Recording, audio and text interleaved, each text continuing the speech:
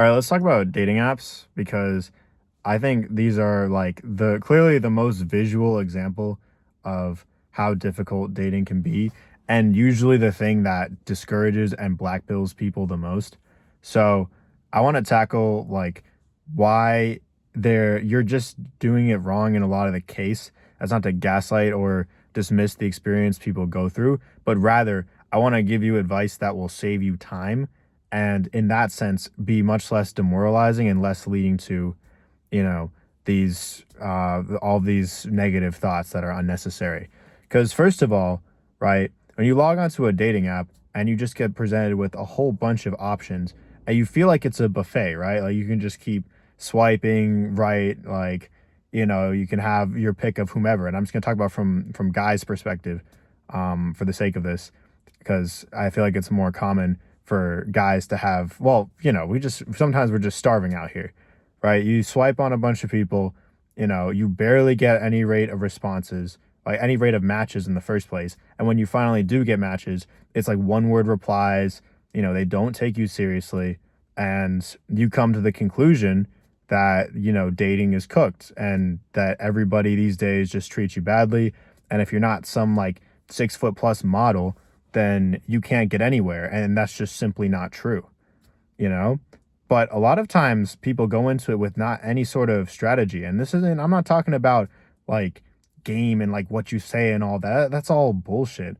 None of that is actually the difference maker. But you have to understand how people date, right? You have to look at the data and the science. And that's what I'm trying to do here with these videos on this topic, because most couples that you see get together, if you look at the data, most of them do not have that big of an age difference. Age difference was more common in older generations, but it's becoming less common. And they don't have they tend to come from the same socioeconomic background, from the same cultural background or similar, right? Similar ethnicity. A lot of the time, it's something like only 20% of couples, or like 18%, I think, of couples in the United States are interracial. And like, certain rates between religions. It's not saying that it doesn't happen, but it's less common. In general, people tend to date people similar to themselves, looks wise, demographics wise. I'm not talking about, that you guys like the same books, but it goes deeper than that, right? So right off the bat, if you're going on a dating app and you're looking for just whoever you think is hot, you're doing it wrong, right? If you go in with that kind of strategy, what you're doing is you're polluting your algorithm. You're not focusing it at all. You're just swiping on any random attractive person that comes across your feed, right? And then you wonder why you barely get any matches. Because at the end of the day, right, you have so much competition. You think, there's so many other guys on this app, there's no way that I can get matches. But what you can see, and literally I try to tell people, I try to give people this advice, but so many people don't want to listen because they want to think that like, well, I really should just be able to like, I really should just be able to swipe on whomever. And you're like, this is overthinking it. I don't want to like, like test around with filters and all this stuff. Like, I don't get this. You got to try it, man. You got to like, an easy one, for example, that I start people off with is you should lower your distance dramatically. So many times people are like, oh, like, I don't want to miss out on any potential girls. But by having too broad of a distance, like, why the hell would somebody who lives more than 30 or 40 miles, whatever, who lives more than 20 miles away from you, why would they be more likely to swipe on you than on somebody who lives closer, right? And as you know, a lot of times girls on these apps, most of the time they have plenty of options, right? Why would they pick somebody who lives very far away? So already I tend to shrink my distance, like, or, at least when I was on the apps more frequently, and I tell people to shrink their distance, to be very narrow, like to be within 20 miles, 15 miles, something like that. And already people are giving me pushback for that. They're like, well, I don't want to, lose out on potential options, until they do it. And then, they're all of a sudden, that alone helps increase, conversion rate a little bit. But like, that's just scratching the surface, man. I feel like I have to give my least controversial tips first, right? But here's the thing.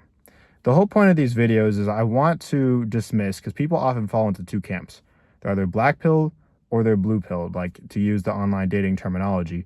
And the black pill here would be thinking that because you log onto the app and you swipe and you don't see, like, you don't even get any matches in the first place, you think, okay, it's over. I'm not even attractive enough to get any matches. But it's like, you should, going off the data, you should look for people with a similar demographics to yourself. And if you start to do, and you say, oh, Jaden, what sort of way? In every sort of way. Every sort of way that you're willing to do, the more that you're willing to do, the more helpful it'll be. So you start doing that, and already you'll start to get more matches. But more than that, right? Here's the thing. Even if you match with some random, girl of a different, like, let's say lives 40 miles away, or let's say a different age than you, right? Like they're much younger or they're much older, right? And by much, I mean like, I recommend a narrow age range, like somebody the same age as you or like within a year. That's the type of the type of filtering that I'm on. But right, let's say you match with somebody who's different from yourself. A lot of times you'll get treated less seriously in the DMs, and this is where, or the messages, whatever it's called.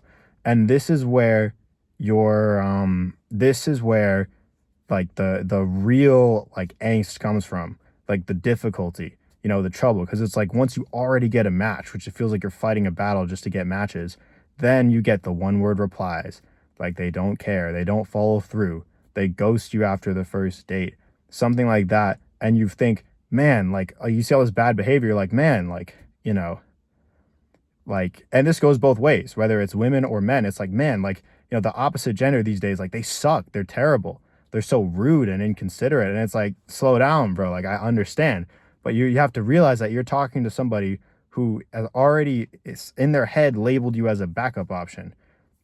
And the reason for that is not necessarily because you're unattractive, but it's like I said, by the data, it's not that people tend to date people, like people tend to date people similar looking to themselves, marry people similar looking to themselves, right?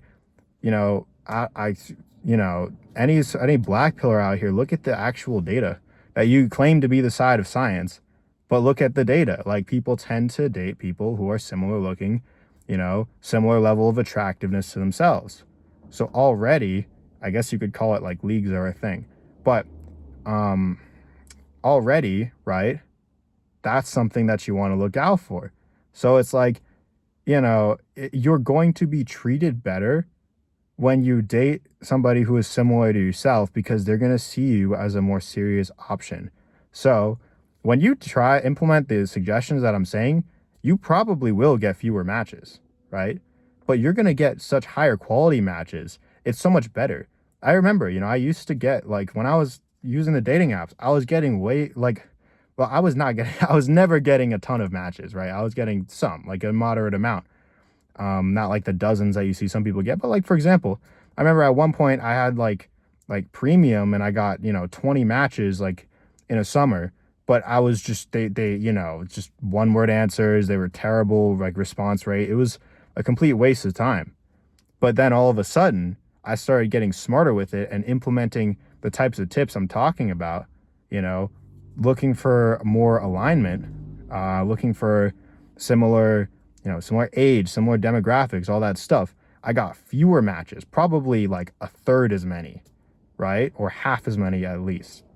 And yet I got a higher rate of like serious responses, going on dates, second dates, third dates, all of that stuff changed for me because I was getting higher quality matches. And that's the most important part.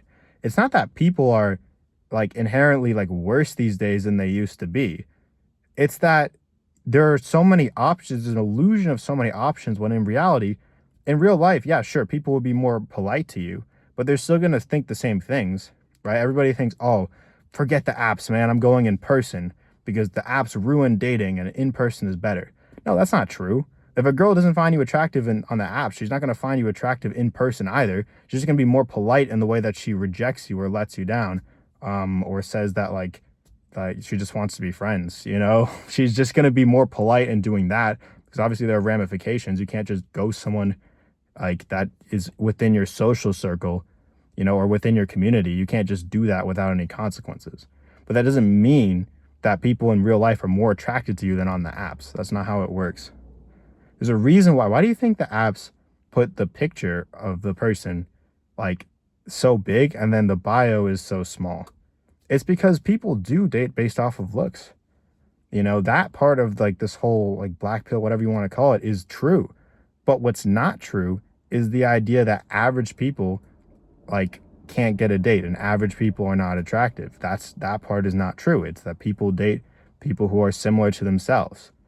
This whole like the blue pilled side of things would be, oh, like just turn on, if you're not getting responses on the dating app, it's because it's online and women in person are so much better. So just turn off the app, go to your local, like what's the one they always say? They always say something. They're like, oh, go if you're still in school, they're like, oh, go join clubs. If you're an adult, oh yeah, go to join a run club, man. Join a run club. Like that'll be your solution. Like hop off, uninstall Hinge and join a run club, bro. Like, go play disc golf, bro. Like it's the most random suggestions. And it's honestly just yap. It's not good advice because you're not fixing the fundamental problems here, right? If you're still out here in person, right, you can apply all the tips that I say in person. You can look for people of a similar demographic to yourself, similar attractiveness to yourself, all this stuff. But if you're just going in person and asking out any random girl you find hot, you're going to have the exact same problem as on the dating apps, but they're just going to be more polite in the way that they reject you. They're just going to friend zone you instead of ghosting you. But is that really any better? No, it's not.